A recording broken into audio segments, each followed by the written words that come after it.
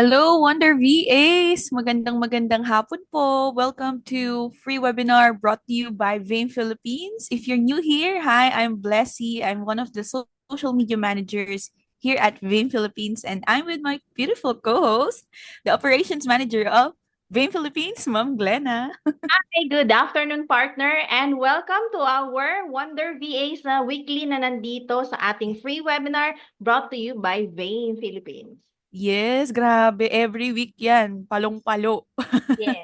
Hindi Welcome mawawalan. po. Next week lang kasi mahal na araw. Okay? Oo, Magpapahinga tayo. pahinga Yes. tayo next week. Kaya tamang-tama yung araw na ginawa, pin-prepare natin para sa ngayong araw, which is ang title po ng topic natin, kita nyo naman sa screen, social media management. Napakagandang topic, especially sa mga aspiring virtual assistant, sa mga beginners, and also sa mga experience na rin na gusto ng refreshers. So, ito yung isa sa mga topic na isa din sa madalas i-search ng mga VA at gusto din talaga nilang maging niche. Di ba, ma'am? Ikaw ba, Tama. ma'am? Ako, ito yung unang-una kong niche O, na di ba? pinasok as a VA kasi sa tingin ko na kaya ko siya. Tapos sabi ko, scroll lang ako ng scroll sa Facebook. Bakit hindi ko pagkakitaan, hindi ba? Agree. Yun. Agree Kaya, ako dyan. dun siya nagumpisa. Yes, ako din, ma'am. Ito din yung talagang heart ko eh. Naging Hmm. first love ko ang social media management. Yeah. Kasi parang ang niya, ang saya-saya niyang matutunan. Tsaka, though medyo complicated, marami din namang kailangan kang matutunan pagdating sa social Oh. media. Pero kung gusto mo talaga, gagawan mo ng paraan. Kagaya ng mga nandito ngayon, na Yes. mga Wonder VA. Sino ba dito yung mga first timers? Welcome, welcome. Pwede mong mag-thumbs up, yung mga first time, yung ngayon lang sila naka-attend. At ngayon lang nila nalaman na, uy, may ganito pala libre. Uy, ang dami, oh. Ang dami, first Baka time. meron pa sa Welcome. Facebook kasi naka-live tayo dun. Ay, oo nga pala. Hello, kung gusto nyo pong pumasok dito sa Zoom, click nyo lang yung link, nandyan na sa comments, nandyan na rin sa caption. So, Yes. i-click mo na lang at mag-rename ka din para madali ka naming ma-address. So, ayan, welcome sa first timer. Sana hindi ito ang first. Hindi rin sana ito yung last. At sana ito yung maging simula, yung start of your journey as a VA or as a virtual assistant. So, ayun ma'am, wag na nating patagalin. Simulan na natin. I-discuss na ni Ma'am Glenn ang house rules natin dito sa webinar. Alright. So, guys, meron akong ginawang presentation para lagi ninyong matatandaan. Okay? Hindi lang Love it. nakaturo kayo sa akin. Okay? Ayan. So, weekly natin tong paalala sa ating mga attendees dito sa Zoom and also pwede na rin sa mga Facebook. Kasama din natin sa nakakasalamuhan doon. Okay. So, dito to sa Zoom. Alright. So, ang house rules natin ay yan. Number one. No bashing or harsh words. Diyan kasi natin makikita na yung pagkatao natin. Okay? So, walang mangyayari ang pagbabash natin sa isa't isa. Pero kung meron po tayong gustong isabihin, say it in a nice words, okay?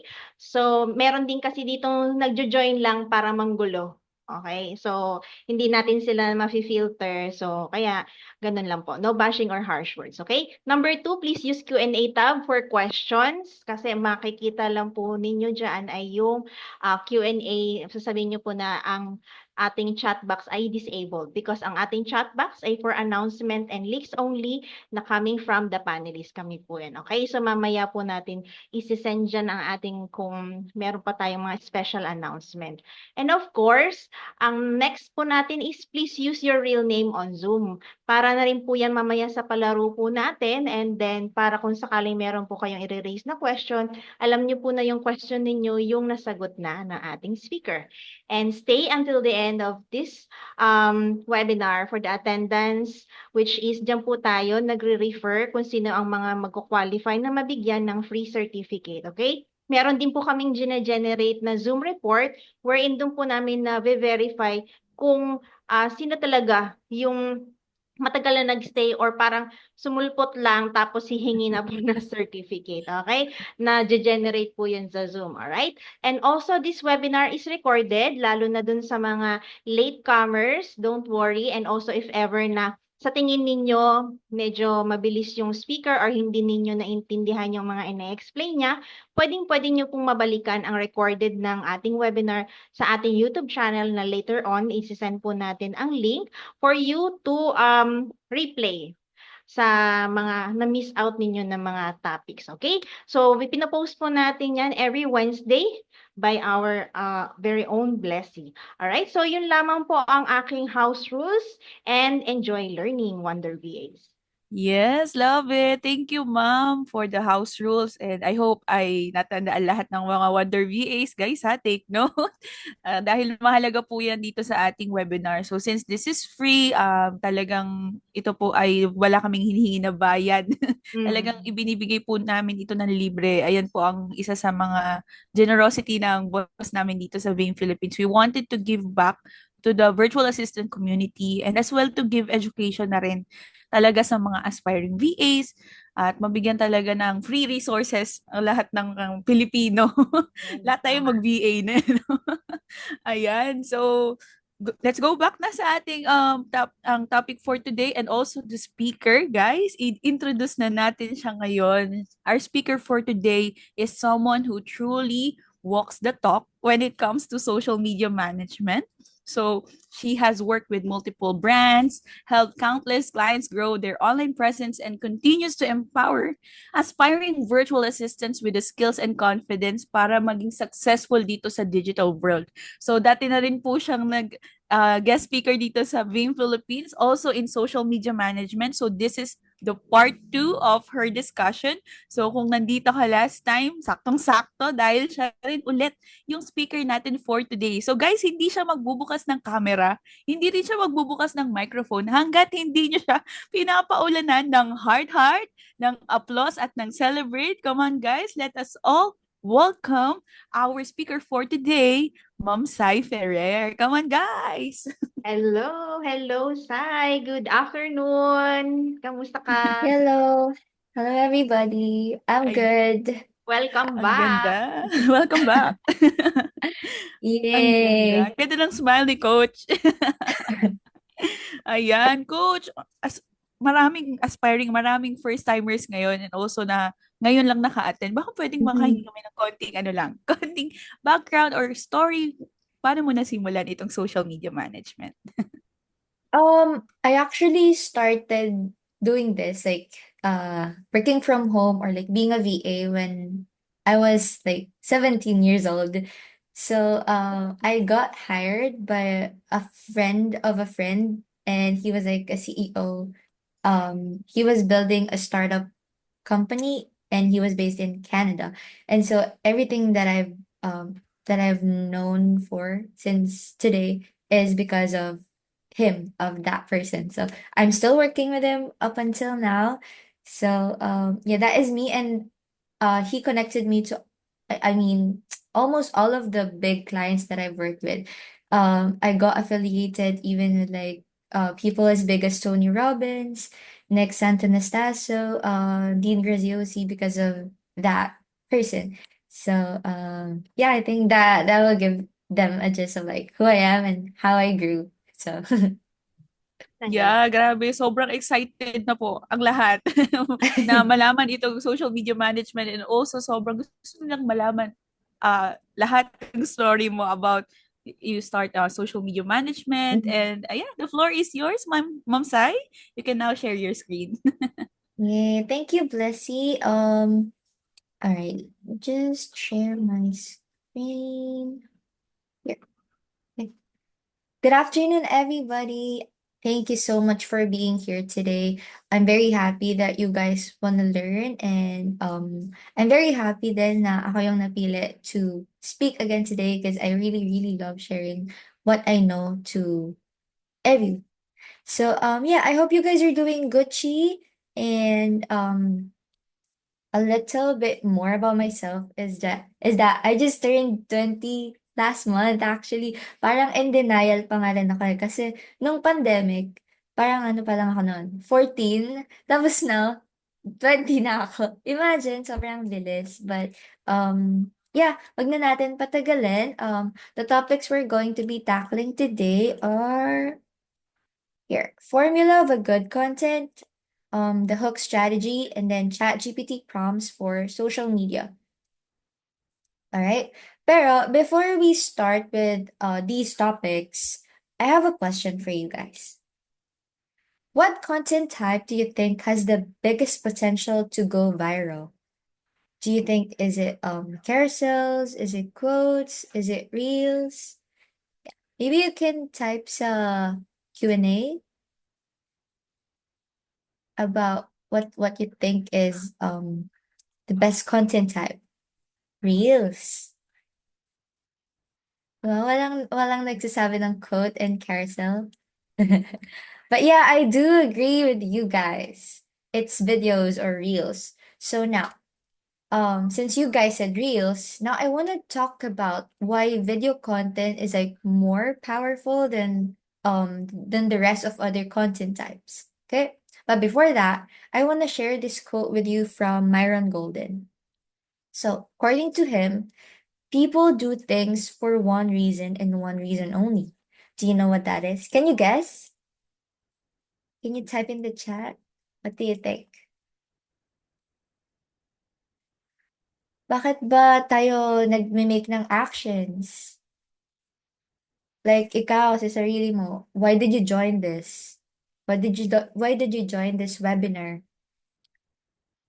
To survive, promote, to learn more?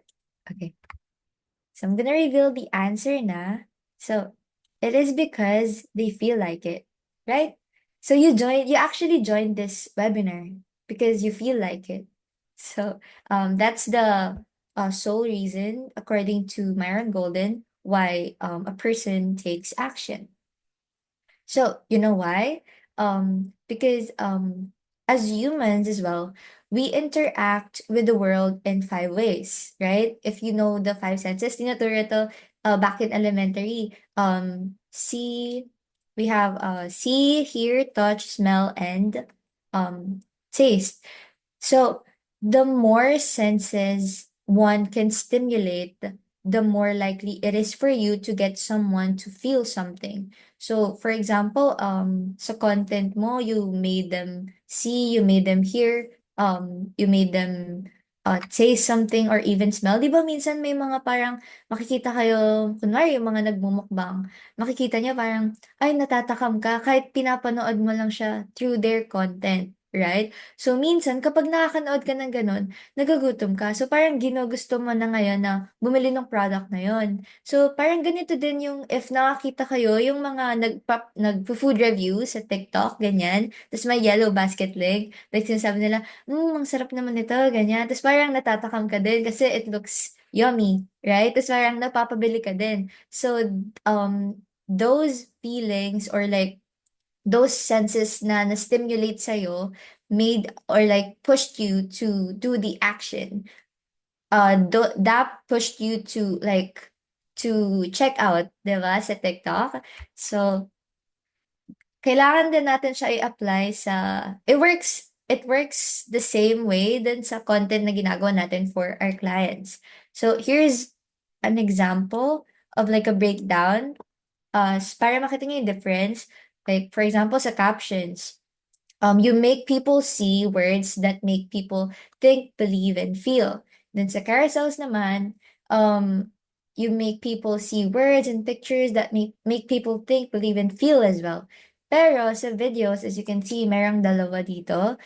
You make them see words and pictures and hear voice and music that make people think, believe, feel, and take action, such as like liking, sharing, saving, commenting, etc. So that is why videos is like the best content type out there because it's like the most engaging. It's the content type where you can make people feel like more stimulants, more senses, more feelings.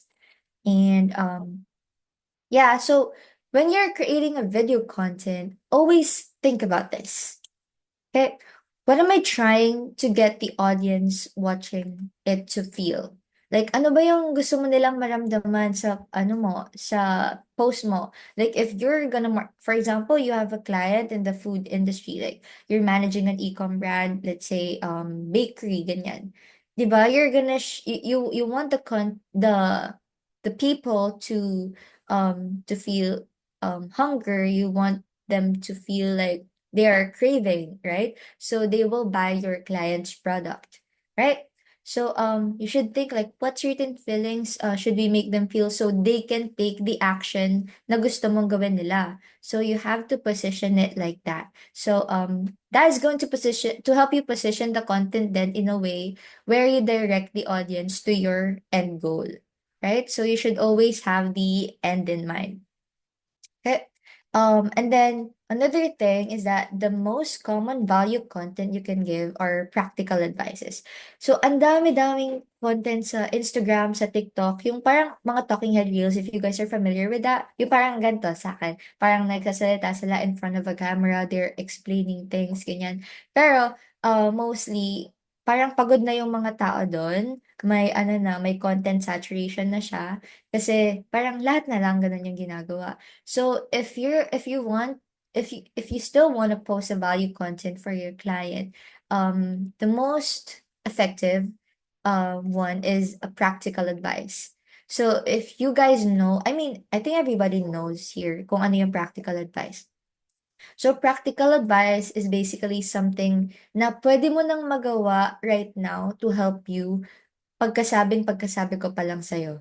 Like, pwede mo nang i-implement right away, right? So, for example, namomroblema ka dito, and then you watch my video, like, hindi ka na kailangan maghintay ng next month, next year to do it, di ba, right? Mas malaki yung chance na makakalimutan nila yung action na yun. So, it's better to give them something or like an action that they can do right away. And then another thing is that easy to understand examples, making sure that you should give easy to understand examples para ma-make sure mo na naiintindihan ng audience mo and that they tap some emotion to your audience. Okay? Now, your video so ayun, tapos na tayo sa video. So now I want to talk about how your video or any type of your content, how you can make it to have like a higher potential to go viral. Okay, so next slide is finally the formula of a good content. Okay, so yung video mo or yung any type of content mo, mas malaki na yung potential niya to go viral if you have these 6. Okay, so I already talked about this during my last talk here. I already forgot when, pero parang last year at that December, I think. But yeah, if you guys remember, I already talked about it, pero pahapyaw lang. So now, let's talk about this deeper. So number 1 is the hook. So hook, you should grab the attention of your audience in the first 1 to 5 seconds. So paano ka ba gagawa ng perfect hook? Like, especially if you make scripts for the client, yun yung may pinakamalaking potential to go viral kasi 'di ba, you can instruct them what to do. Like, meron kang freedom. Like, hindi ka lang basta nag-edit or di mo lang ginagamit yung mga resources na meron ka, pero you can create them, right? So, para to sa mga gumagawa ng scripts for their clients especially, so tell your client na before you turn on your camera, you should have your concept in mind na. Tapos, you have to make sure that your concept is very, very simple.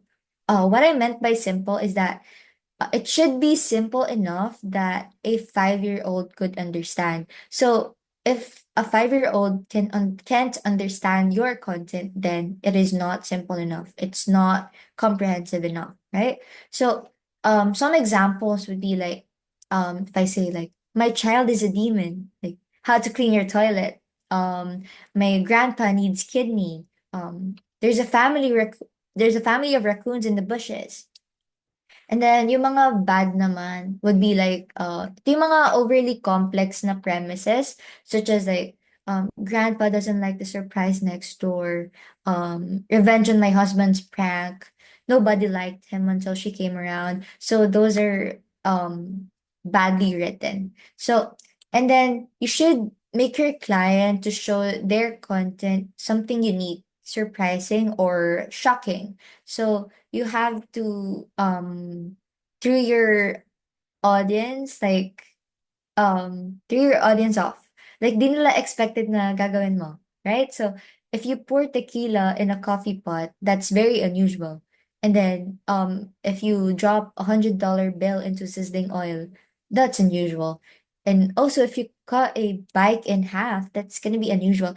I know you guys see these type of hooks sa mga ano, lalo sa Reels, sa Facebook Reels. Ang daming clickbaity na parang mas pinipili nilang innocent yung mga tao. Like for example, especially sa money, like what they do is, or sa food, nagsasayang sila ng food as a hook para ma-trigger yung tao and mag-comment and ma-boost yung engagements nila. Right?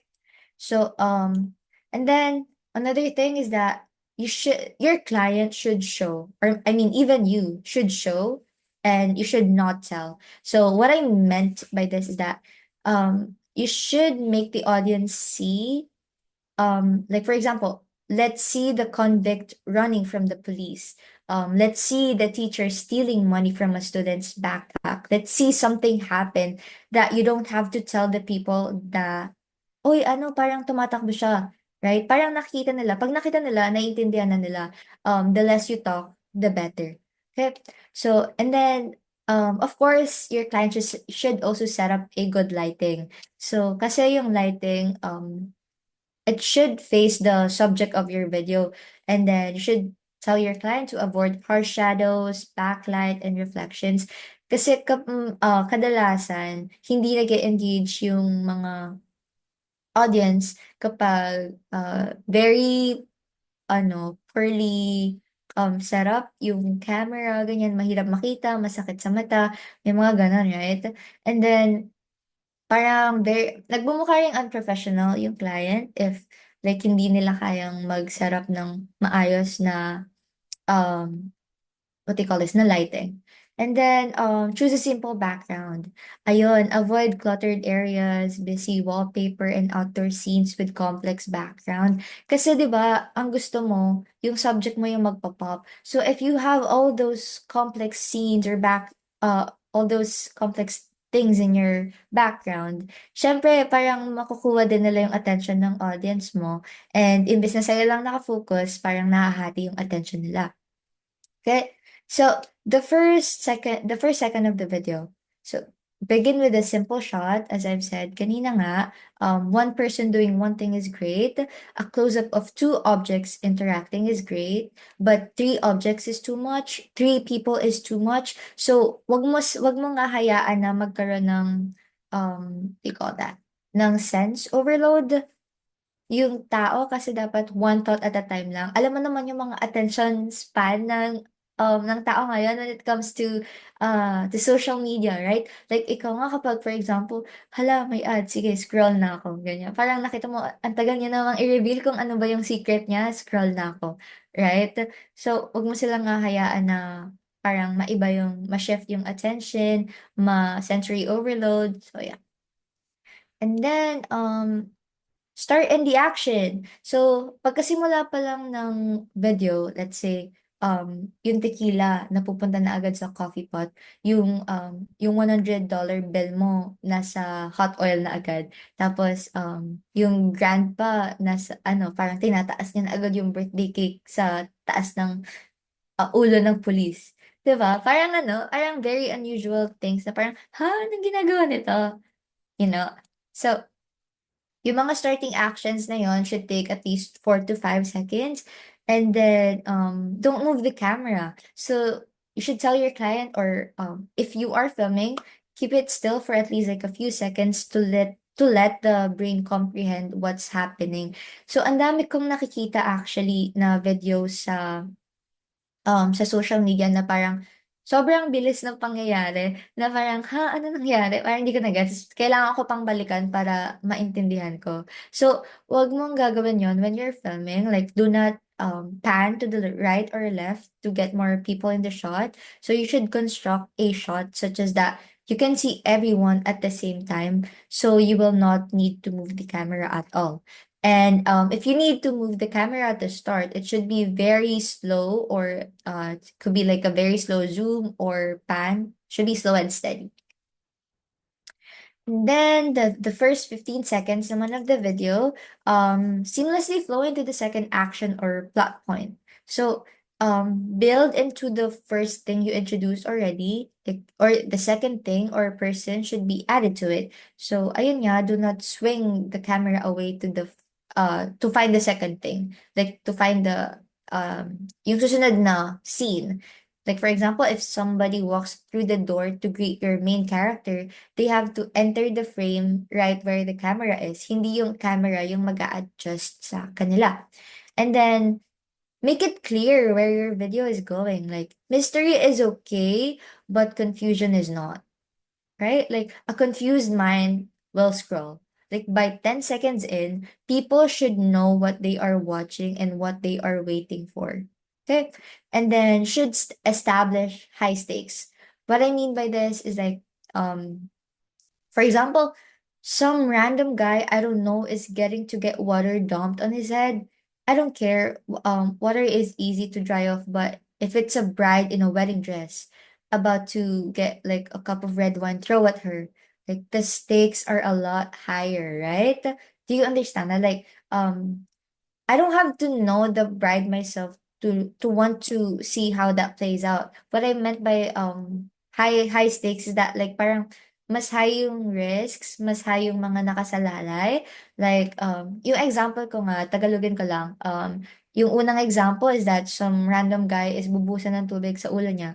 And then yung another example naman is a bride na ready na ikasal, naka-wedding dress, bubusan ng wine sa dress niya. The higher stake is the bride, right? So people loves high stakes. Okay. If you guys know din, ang daming parang nagpa-parkour sa internet, like parang ikaw na lang yung malilula sa ginagawa nila, but still people are watching it and are curious about what's gonna happen because the stakes are high. Okay? So every video should have 10 out of 10 high stakes. So you should be bold, you should tell big stories. And then during your video, lead up to one big moment. If the video is a drama, we must lead up to one big emotional moment. If the video is a hack, a DIY, a craft, a recipe, it must lead up to us a visual reveal. So for example, we're waiting to see the wife find the girlfriend under the bed. Like yung kabit, ganyan. Hinihintay natin na parang mag-revenge, ganyan. Ano ba gagawin niya? Iiyak ba siya? Mag-revenge ba siya? Aaway niya ba yung girl pag nahanap niya?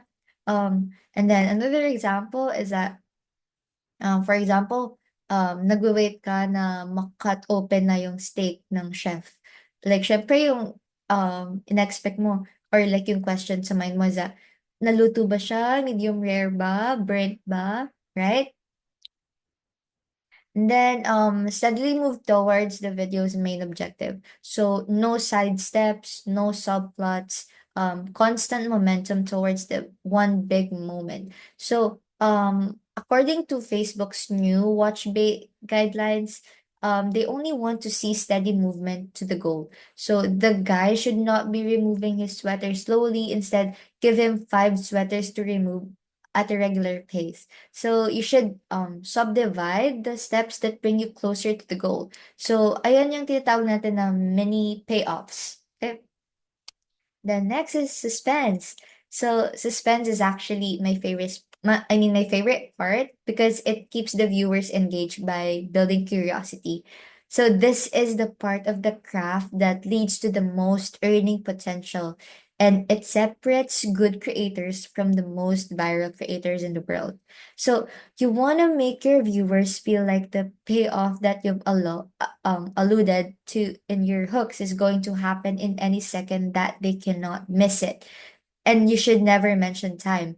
Like, alam nyo yung mga Chinese drama sa ads sa Facebook, ang daming ganun sa Facebook and sa TikTok. Like, parang laging storyline nila doon, parang aapihin yung babae sa umpisa, ganyan, sasabihin, ayaw nila maniwala na mayaman siya, tas parang hinihintay mo na malaman nila na, hala, siya pala yung may-ari ng ano, ng company na 'to, siya pala yung CEO, gano'n. Parang hinihintay mo yung moment na i-re-reveal na yung revenge niya, ganyan. So, nakakainis din kasi it keeps you like wanting to, to wanna know the revenge part, 'di ba? Like, pero sobrang haba niya, nakakainis na minsan kasi ang tagal mong naghihintay. Pero they are very good at that, at keeping the suspense. Kasi 'di ba hindi ka umaalis? Like, tinatapos mo hanggang sa ma-satisfy yung itch na meron ka na malaman yung payoff, which is the revenge.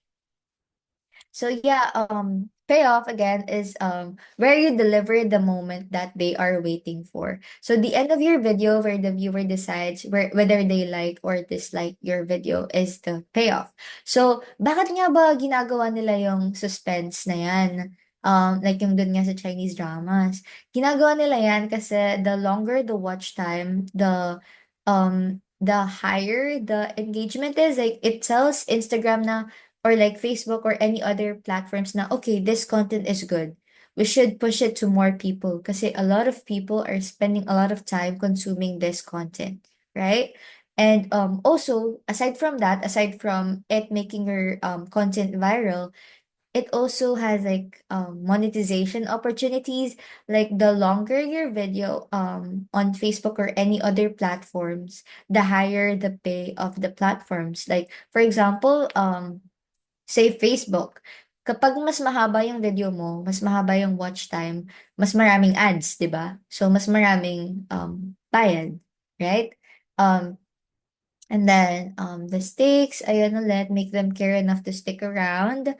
Um Ayun, I do have 4 examples on how you can do the stakes pala. So the first one is the location. So it's the easiest way. So best to shoot in public. Lalo minsan parang mas interesting yung video mo kapag nasa labas. Like for example, get ready with me pero nasa train ka, 'di ba? It's more interesting than those people na nag-get ready with me na nasa bahay lang, right? Mas higher yung stakes.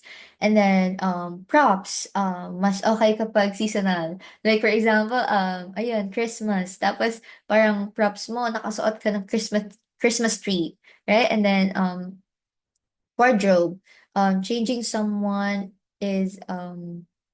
what someone is wearing, ganyan. And then yung casting din. So, lalo kapag kapag bata or matanda yung casting mo, mas nag-empathize yung viewers sa character na meron ka sa video. So, lalo yung mga nagki-clickbait na ang daming gumagawa nito actually, yung mga politiko for example. Ang daming yung mga post nila laging mahihirap, laging mga bata, laging matanda, right? Kasi yung viewers, they tend to empathize more with the character na yung mas bata or mas matanda. Or say, what do you call this? Who lives in the slums or who are less fortunate than them. Then next is the engagement tactics. So you should encourage interaction for more reach. So as much as your watch time pushes your videos, ganun din yung comments natin, ganun din yung shares and saves. So you should give people at least 3 things to comment on. Kasi people like to comment on others' appearances, kung maganda ba siya, kung pangit ba siya, kung unique ba siya. I know you guys know a lot of those people na parang kahit hindi na relevant sa, for example, ano siya, presidente siya, ta's parang aatakihin nila yung appearance niya, ganyan, kasi ganito siya, ganyan, ganito. So they like to comment on other people's appearances. And also, props can be modified then here, like you can place it or modify it in unique ways. So kasi kapag sa social media lalo, hindi hindi nahihiya yung mga tao about judging the characters in the videos. So give them something to talk about. Okay? And then you can also give them like complex moral dilemmas because that will cause people to comment. Like for example, yung zipper mo. iwanan mo siyang nakabukas, 'di ba? If you do that, a lot of people are gonna comment like, "Hey, your fly is open." Like, "Uy, zipper mo, ganyan, ganyan. Uy, parang may nakita ka," gano'n. And then, alam niyo yung mga parang nagse-set ng, what do you call that? Yung mga parang very controversial topics na parang nagdi-disagree sila on something like say, ano ba mga very controversial topics ngayon? Say ano, parang Soji Bell, ganyan. Parang or like abortion or same-sex marriage, mga ganyan. Parang sasabihin nila sa camera mismo na, "Hey, I disagree with this. This is this." So they're gonna let out like absurd opinions, ganyan, very big opinions sa social media. And then at the end of their video, they usually ask the audience to settle the debate. Like, ikaw, do you agree with me? Di ba tama ako? Parang ganon. And then, what else? So, you can also play something absurd sa background ng video mo.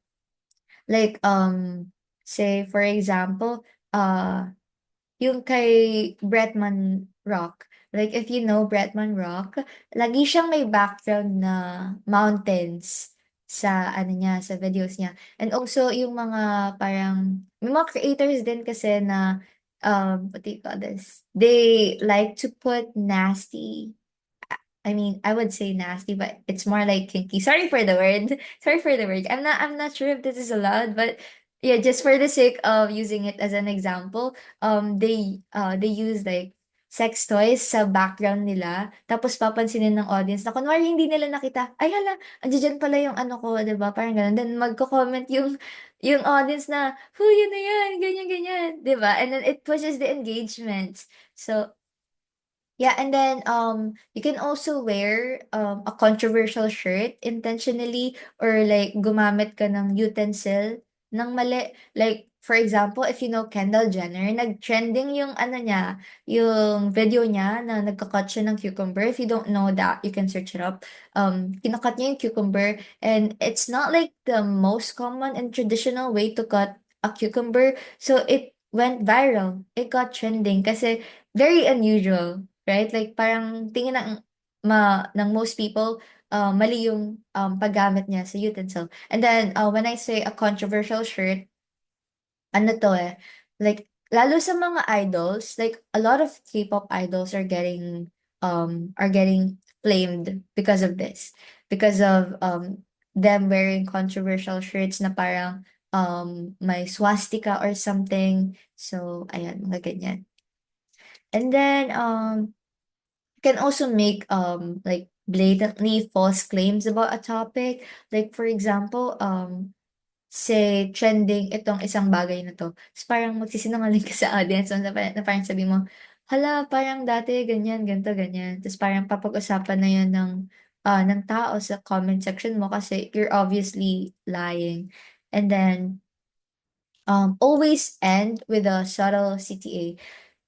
Kung napapansin niyo ang daming I mean, ang daming creators na gumagamit ng mga very hard CTA. So, if you know sales, if you guys are into sales, 'di ba parang hindi kayo nag-hard sell, laging, you opt to soft selling kasi it's more effective. Parang hindi nila nafi-feel na pinipilit mo sila na bilhin yung product mo, right? So, the same thing goes then with, social media, with content. So, you shouldn't give the audience hard CTAs like at the end of your video, don't tell them like, hey, ano, sign up to this, comment this, like go to this link and then sign up, buy my product, buy my course, right? Don't do that. So what you can say is that, like, for example, say, settle this debate. Like, I hope his boss sees this. Like, share this with someone who this. Send this to someone who you think might need this. The world needs to see this. Then tell us your favorite. This is this. We want to know. Then I think he deserves a raise. Da da da da da. So those kind of CTAs, like you don't force them to do it. It's not like you're commanding them to do it. Di mo sila inuutusan na parang, hey, gawin mo to kasi parang ito, kasi kailangan mo to, ganyan. Wag kang desisyon. Ayun, wag kang desisyon. right? Kasi parang people don't like it when you tell them what to do, right? Parang bigyan mo lang sila na, eto, may option tayo na ganito. If you like, check it out, ganyan. Pero if hindi, then okay, move on with your life, right? And then, of course, testing. So, optimize with data-driven decisions palagi. Okay, so, ito yung pinaka-important for me din. Kasi, if you keep on doing something na it's clearly, that is like, clearly not working, and then paulit-ulit mo lang, of course, frustrate yung client mo or ikaw mismo kasi you're not seeing results, right? Like, it's gonna be insanity na lang if you're gonna be expecting different results while doing the same actions, right? Like, for example, say, nag-aaral ka to a university, ganyan. Tapos, bumabagsak ka na, ganyan. Tapos, parang, alam mo na sa sarili mo, need mo mag-aral, need mo baguhin. Pero, you're still not doing it. And then, next semester, you're expecting to pass even though you're not changing your actions, right? I mean, that is also why you're here sa webinar na to by Vim. You wanna change something, right? Kasi you already know na, or maybe you just wanna learn more na, hey, I wanna do this, I wanna change. So you join, you do, you take actions, you change, right? So that's the same thing with content, then you should always test. So I think testing never ends with content, lalo na sa mga trending um trends. And then creativity din kasi comes in a lot of different ways. So as for me kasi, I'm still a full-time student with a full-time job, of course. I'm a first year college student, and so there are times na parang pagod na mag-aral, ganyan, parang super toasted na ng brain mo, and then wala ka ng creative juices. So what I do to relax sometimes is scroll mindlessly on TikTok for some time. So kagaya ng sabi ni Miss Glenn na kanina, parang nag-scroll na nga daw siya sa ano, social media for some time. Tapos, why not make money out of it, right? So that's also what I realized. So instead of me mindlessly scrolling to social media, I made it more intentional. That's how I do my research. That's how I also get content for my clients, to be honest.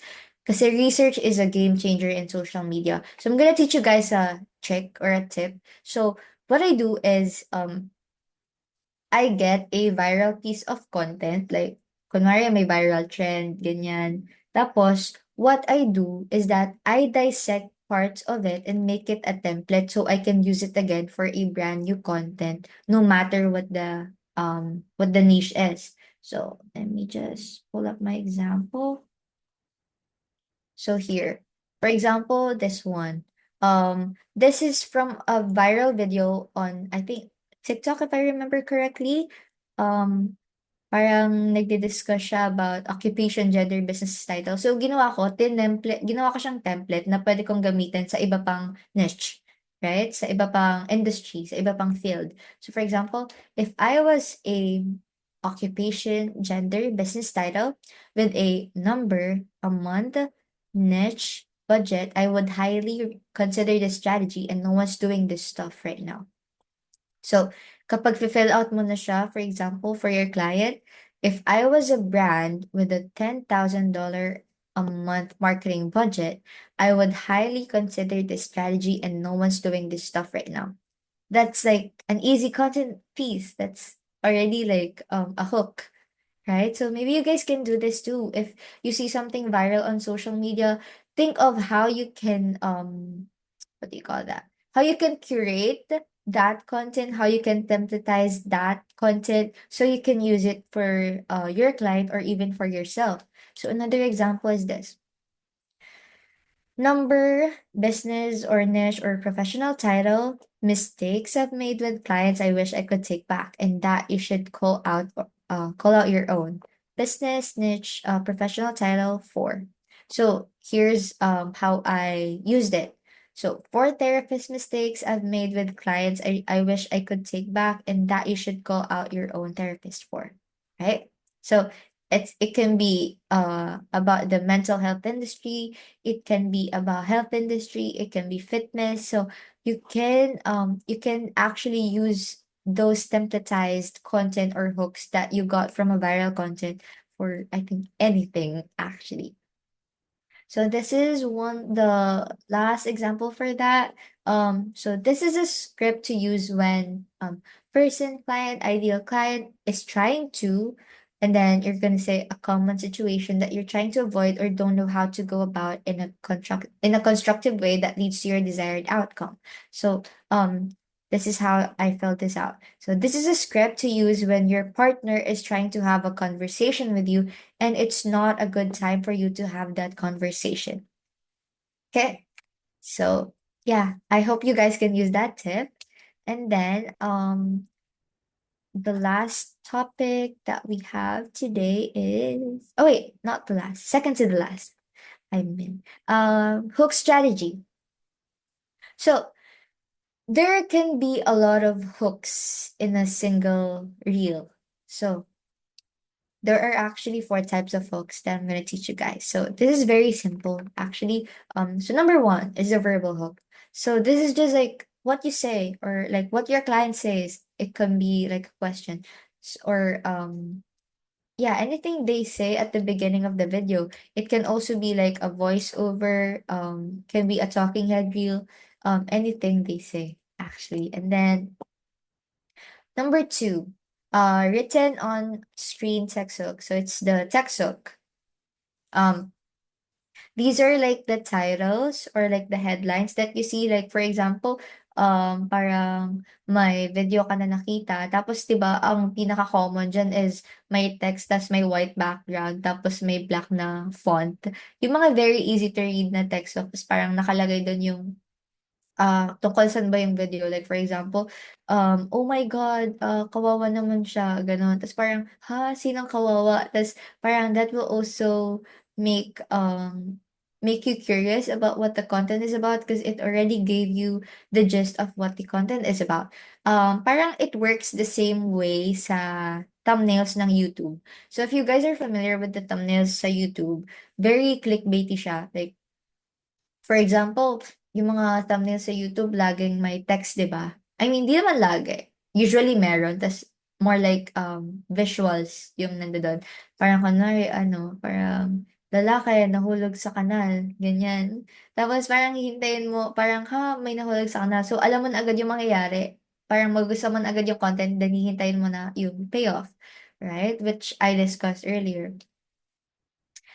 And then, so yung itong on-screen na hook natin, pwede siyang first 5 seconds lang, then mawawala na. Or pwede mo naman siyang iwan the whole video. So, ang daming ganito lalo sa TikTok. Kasi 'di ba sa TikTok wala namang thumbnail unless tingnan mo yung profile ng account, right?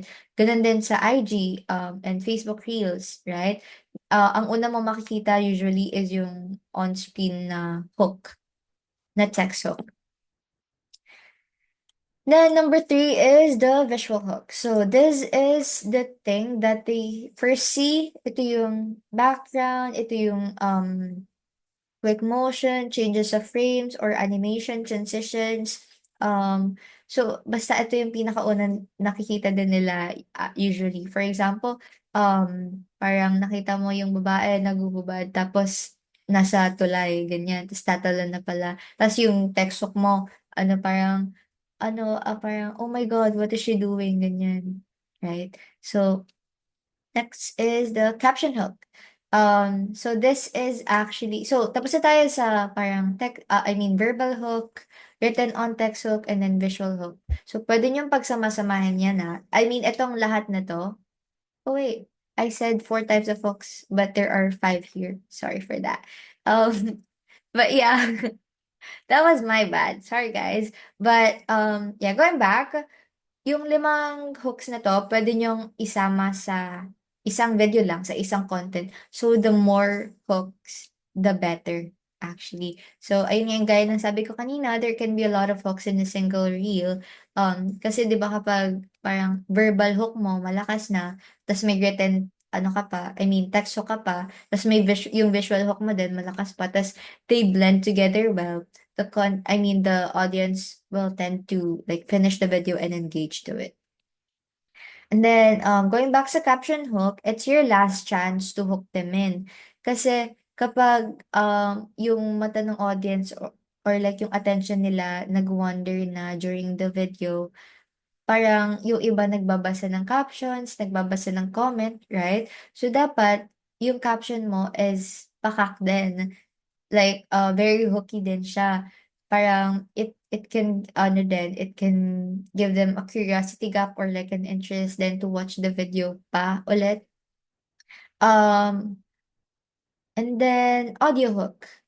So these are the trending sounds, music associations, et cetera, yung mga sound effects din, ayan, ganyan. Like, for example, yung parang may malakas na tunog, ganyan, parang nakakatakot na tunog, that will also add up to your video.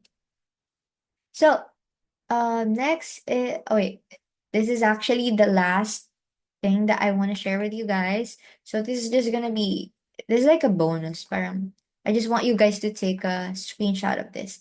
Kasi, my biggest thing then when it comes to creating content is that, communication is not about saying what we think. Communication is about ensuring others hear what we mean. Like parang, para saan pa yung content na ginagawa mo, right? If hindi naman naiintindihan ng audience mo. 'Di ba? Like, if ikaw lang nakakaintindi sa content mo, then why share it with others, right? Parang, for example, you created a content tapos it looked like an essay. It looked like a whole thesis, right? You're sharing your content for other people to consume, hindi para mahirapan sila or para parang mag-work pa yung brain nila, right?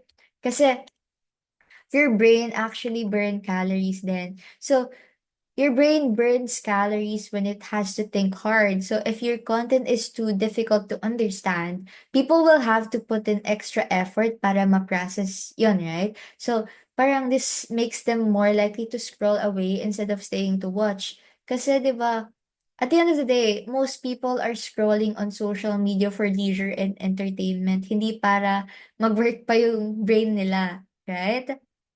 So, to keep your audience engaged, you should use simple and clear language palagi. So, aim for a reading level between 5th to 7th grade.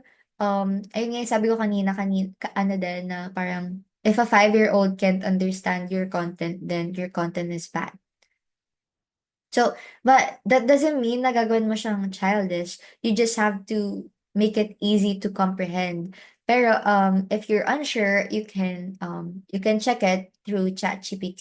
So these are the prompts that I use. So pinipaste ko yung copy sa ChatGPT kasi to be honest, ChatGPT is a bad writer. Like kapag napansin nyo, ano siya, lalo sa content, hindi ko siya ginagamit kapag kapag kunwari magpo-formulate ako ng caption kasi kapag ganun yung ginawa mo tapos hindi mo siya na-prompt ng maayos, it tends to write the same thing over and over again and it writes with the same voice. Then and like if your client mo very proficient or like lagi nilang ginagamit yung ChatGPT, it's very easy to notice na parang, ay, gawa 'to sa ChatGPT, ganyan. Parang, hey, it doesn't sound like me, it doesn't sound natural at all. And ChatGPT is like very monotone. So yeah, you can do this. You can but yeah, you can use ChatGPT to check for you, but not write for you. I mean, I'm not saying you cannot, but I'm just suggesting that you don't use it for writing purposes. I mean, you don't make ChatGPT write everything for you. Okay? You can make them check though. Because ChatGPT gives great feedback, especially if you tell it to, hey, give me blunt feedback, like, hey, roast this caption, right? And then it's gonna tell you all the bad things um what you give it. So yeah. Going back, I paste my copy.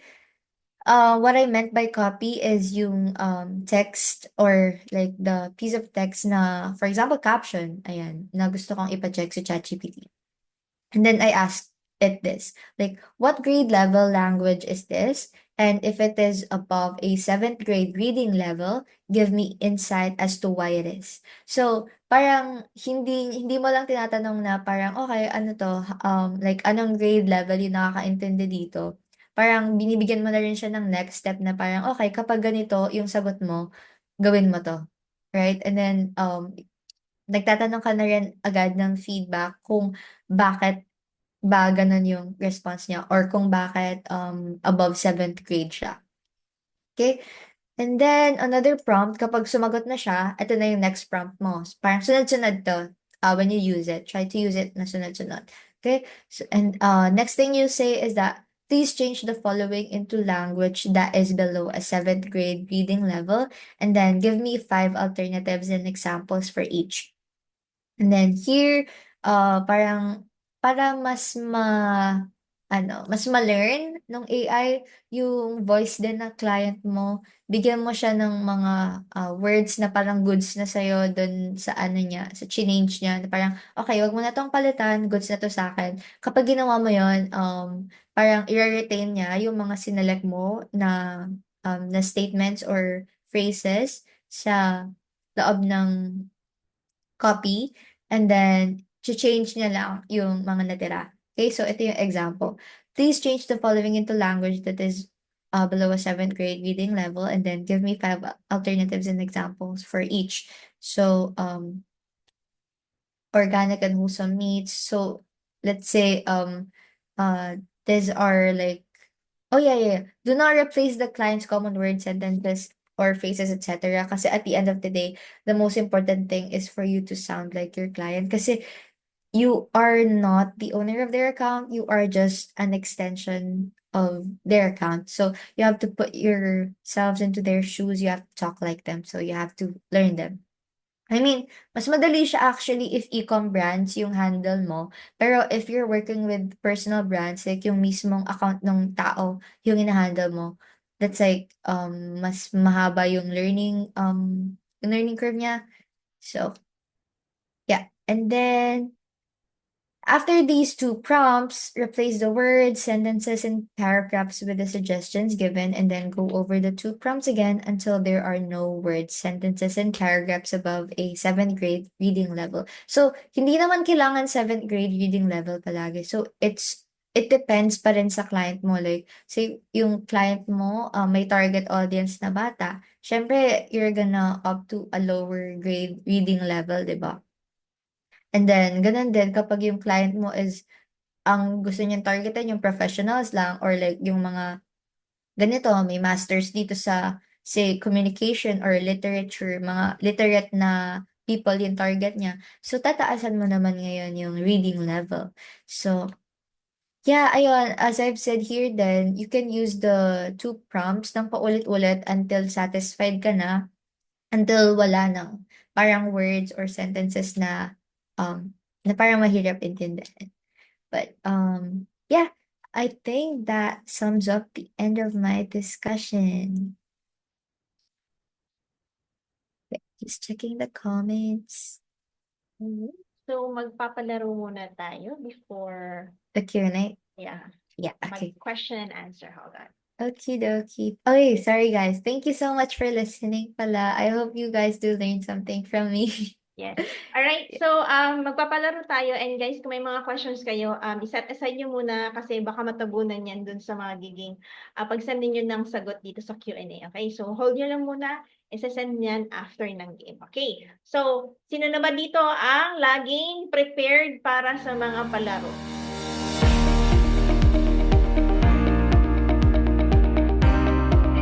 Alright, ayan, time for our question and answer portion.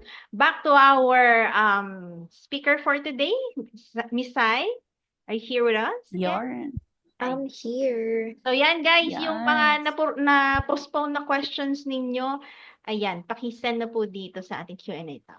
Yes. Take this opportunity na mag-send na po ng mga questions na gusto nyong itanong sa ating speaker. Yes. Ayan, may mga cheers. Yung sa pinakataas kanina, meron ng question eh. Oo nga, meron na. Dito may nagtanong na si anonymous attendee, recommended duration of reel kapag ads. Yan po ang question niya. Ma'am Oh. Sai, ano daw po ang recommended duration of reel kapag nag-ads? I think it depends sa industry mo. Lalo, kasi yung ibang ads, yung nabanggit ko nga kanina, yung mga Chinese drama, ganun yung ads nila, di ba? Like, super haba. Mm. Pero if like, depende pa rin talaga sa audience. Pero I would suggest maikli lang. Kasi people doesn't really alam mo yung may sales resistance yung mga tao usually. Like kapag nakakita sila ng ads, ay, ads to, binibentahan nila ako, Bebentahan. ganyan. Right? So parang mag-scroll na agad. So I would Yes. suggest very quick lang and make it very natural then. And Ayun. then, parang same din yung tanong kanina from Ferdinand. Ayun. Ferdinand Reyes Garcia, yung mom as an expert on this field on your personal and professional experience, what is the ideal and consistent in making a content? Short but precise or long but interesting or eye-catching? So, yun, medyo related. Ayun, parang pareho lang sila. So, ito naman, I think it depends din sa, ayun din, sa industry. Pero, you should also consider kung saang platform ka ba magpo-post. Kasi, di ba, lalo kapag, for example, pag nag-post ka sa YouTube, sa Spotify, sa podcast, sa vlogs, syempre, ang mga nagpupuntang tao dyan, yung mga parang gusto nila mas deep yung discussion, parang mas gusto nila mas matagal, parang kasi lalo kapag may mga tao rin ng Kalalan naggi-gym, tapos nagpe-play sila ng podcast. So, parang gusto nila matagal, ganyan. Pero, syempre, kahit long, it still has to be eye-catching. So, yung mga short naman, syempre, yung sa TikTok, sa Reels, sa Shorts, ganyan. Pero, nonetheless, I think it doesn't really matter din naman sometimes yung length ng content mo as long as it is good content. Walang pakialam yung tao, kahit gaano pa kahaba. Yun nga din, ulit, yung Chinese dramas ulit, like, very effective talaga siya. Kahit gaano kahaba tinatapos nila, basta makita nila yung revenge story ng character. Ako din, nunood ako nun eh. Ako Inaabangan din. ko. Sinesearch ko pa yan sa Sinesearch TikTok. ako sa YouTube. Hinahanap ko siya sa YouTube. Asan ba yung full episode nito? Di ba? Nakakabitin. Nakaka-hook. Ayan. Another question from Eugene Faustino. Sabi niya, what is the difference of text hook and caption hook? Ayun, text hook is part of your content. So, yun yung parang, like parang for example, ito, ayan, part siya ng video ko. Ayun yung text hook. Pero yung caption mo is nasa caption. So, yung text hook mo is normally mas maikli siya. So, I suggest 6 to 8 words lang. And parang, you should always use like, parang very interesting words. Like, for example, instead of saying sa text hook mo na parang 5 foods to keep healthy, ganyan. You should say like, oh, 5 shocking foods that will keep you healthy, ganon. Tapos, yeah, mas mahaba yung caption. And, another question from, Another question. from anonymous attendee ulit. How would you know if it's a good content, ma'am?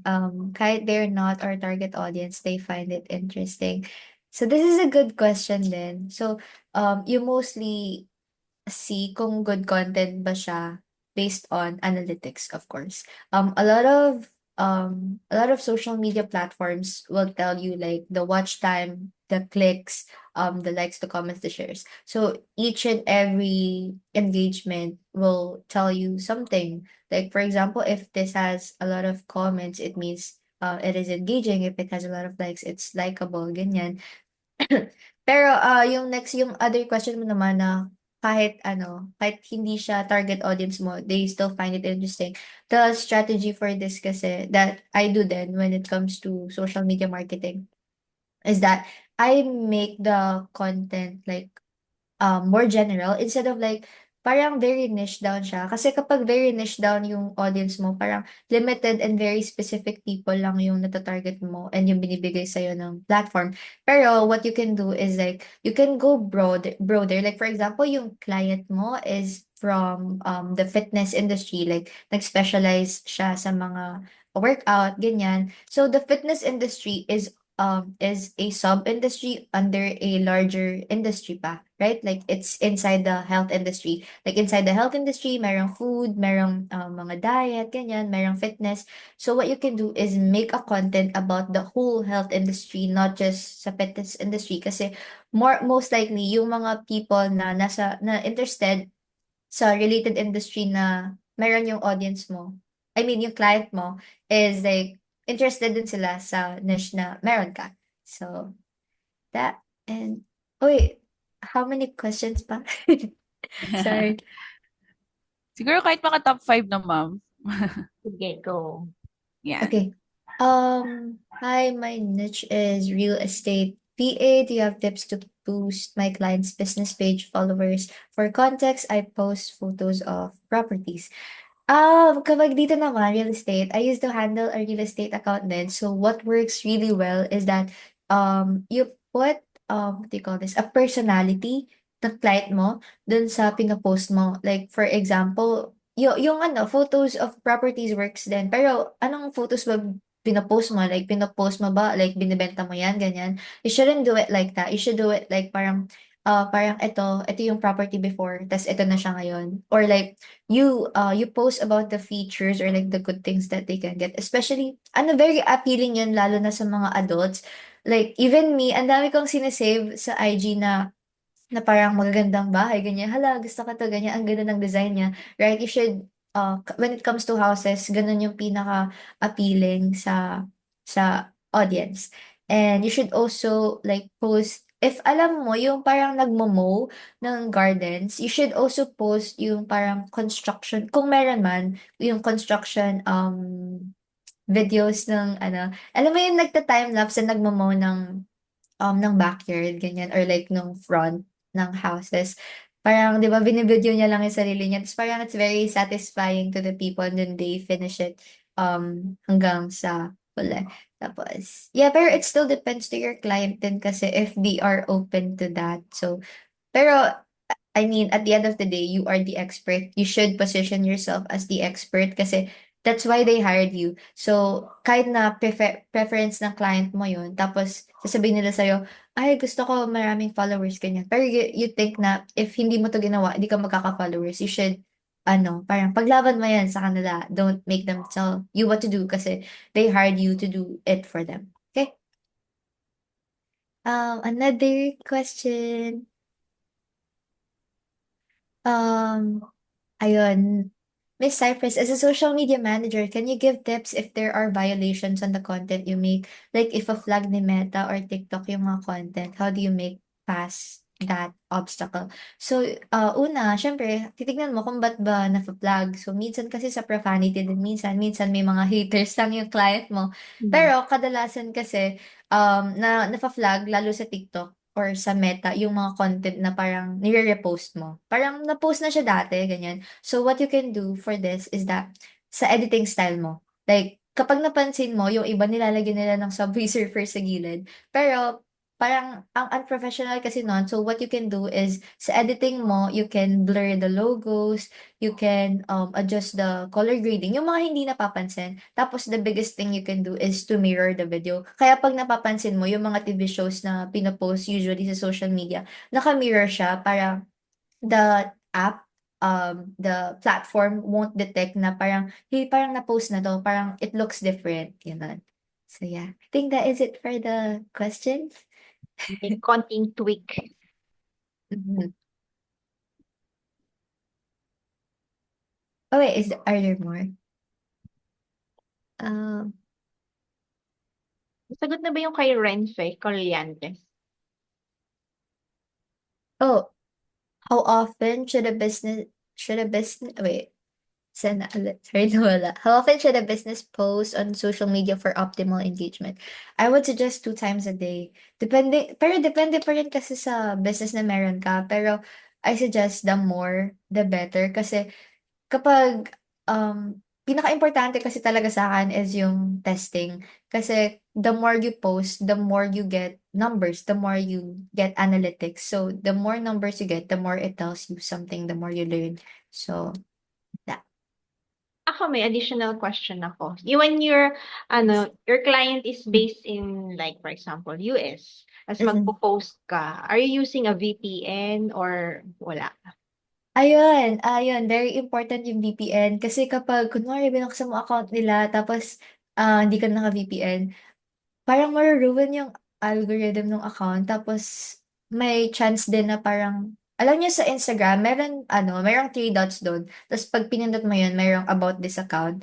Makikita mo doon kung saan based yung account ng client mo. So, minsan, napapalitan siya into Philippines, which is not good. Kasi, syempre, ang target audience ng client mo or yung buyers nila is usually nasa same country nila, right? Mm. So, kapag napunta sa Philippines, edi mawawalan siya ng buyers from their own country. Mm. Kasi napunta na sa Philippines yung audience. So, May ayun po. Pero, ma-attract na audience, no? opo, pero the biggest problem I've encountered about that naman is sa TikTok. Kasi sa TikTok, binabypass niya yung VPN. So, parang kahit mag-VPN ako sa TikTok, ang nadedetect pa rin is Philippines. So, I've solved that by using like external schedulers like Metricool, Hootsuite, ganon. Host. Buffer, yeah, ako, mga ganon. Yung iba naman kasi si client na yung nagpo-post kasi parang rekta na yung location. Opo, ayun din. Pwede naman. Nasa agreement niya lang naman yan ni client. Yeah. Um, Yung ka Enrico, yung sa Killbot and Grammarly, okay na to? would you suggest using Quillbot and Grammarly first before checking it with ChatGPT or Gemini? I mean, it depends kung ano goal mo. Kasi if like goal mo lang naman is to check kung may grammatical errors ka, then I suggest you go for Grammarly or Quillbot. But if you wanna improve your content based on like yung nga yun, the reading level, the hooks, ganyan, if you wanna get feedback, you should go to ChatGPT. Pero I think best pa rin si ChatGPT kasi it doesn't just give you the feedback, but it also has the same features as Quillbot and Grammarly. So you don't have to use like different softwares or apps pa to no to check. Hmm. Pa-5 na ba, Bless? Hindi ka nabilang. Opo. 5 na. Okay, alright. So, tsaka parang wala na rin naman ako nakikitang question. Mm-mm. Pero May, kung meron pa siguro kahit last one na gustong sagutin si ma'am. Last pang malakasang tanong. Ano pili tayo. Hmm, Ayun. Hi, ma'am. Other than paid boost, how can we get organic followers? Our poster materials are good enough, but it doesn't get much engagement. mm, You have to go viral. Girl, that's why kahit ano pang end goal ng client mo. For example, if kahit end goal pa nila to make money, ang first goal mo dapat dyan is to go viral. Kasi for example, ayun, madami kang posters, tas wala ka namang like traffic sa page mo para sa yung poster na binibenta mo, right? And to get organic followers, you have to create yung compelling content. Kagaya ng tinuro ko kanina, may nagtanong din kanina kung ano ba yung sa 5 hooks yung pinaka-effective. I suggest you use all of them in one video lang. Kapag nagawa mo yan lahat, mas malaki yung chance mo to go viral. And also organic, like going viral organically or like boosting your page organically is like trickier, lalo kasi nga hindi mo siya binabayaran. And syempre magte-take time din, pero you have to tell that to your client, then you have to communicate. Kasi depende din sa industry minsan eh. Kasi may mga industry na very ano na sila, red ocean na, like very congested na, ang dami ng creators dun sa field na yun. So, parang ang dami mo ng competitors. So, you have to find your one thing that you're good at. I mean, your client is good at. Tapos, you should make more of that content para dun siya makilala na parang wala sa iba. So, ayun. I hope that answers your question Yes. though. sabi ni Eugene Faustino, sobrang dami kong natutunan. Alright, nakinig. Aw. Yan. Okay, Yes. let's wrap it up. Part 3 daw, part 3. Part 3. Hindi matatapos ang taon, guys. Magre-request na ng SMM. Ayan. Ayan. So, let's wrap it up. Ayan. Let's give a round of a warm virtual applause. Celebrate sa Zoom. Wag lang yung sad. Para sa ating guest speaker for today, Miss Cypress Ferrer. Thank you so much for sharing everything about social media management. Nahihinto ba ako? Nawawala ata yung Yes, aking nandun Yeah. na partner. I also want to thank you guys for like inviting me here for like letting me speak of I mean to all these people for letting me use your platform to share what I know. I really love sharing to people para they can use it then and then they can Yes. thrive and they can make money from it because like the VA world is like very thriving. Thank So you at nasagot at hindi ka masyadong naipasok kami sa schedule mo. Mabilis sumagot si Saya, okay? Alright, so yan guys, nandito na po sa chat box, na-send ko na yung attendance link, so kindly fill out the form. And also, please follow our social platforms. We have the Instagram, YouTube, TikTok, and then, yun po, yung Facebook, doon po tayo, mas maraming followers. Pero let's grow din po ang ating social media platforms na iba. Alright, so meron lang po ako magiging announcement na sana maging vigilant po tayo sa mga scammers na nanggagaya or ginagamit ang VAME para makapag-scam, okay? So, meron dyan nangongolekta ng pera at sinasabing, ano to, part sila ng VAME, but ang totoo, hindi po. So, pag pera na yung pinag-uusapan, wag po kayong magbibitaw ng pera, okay? So, meron na po nakapag-report sa amin na nakapaglabas siya ng pera, ginamit na nag-work siya sa VAME, ganito ang amount, medyo may kalakihan. So, sana po wag po tayong magpapadala sa kanila. Okay? So, hindi po nababayaran ang mga pag-hire po namin dito, kundi dun sa skills and experience nyo po na pinapakita during the interview and sa mga CVs nyo po na pinapakita sa amin. Okay? So, yun lamang. Pasalamat ulit sa ating speaker na si Sai sa kanyang time and knowledge. So, please give her like different reactions. Yung heart, palakpak, happiness dito, and party. So, yan, marami. May nagtaas ng kamay. Okay, so ang ating attendees for today, 169 sa Zoom and meron tayong mga less than 20 sa Facebook. Okay? So yan po, taas na po ang mga kamay para sa ating picture taking.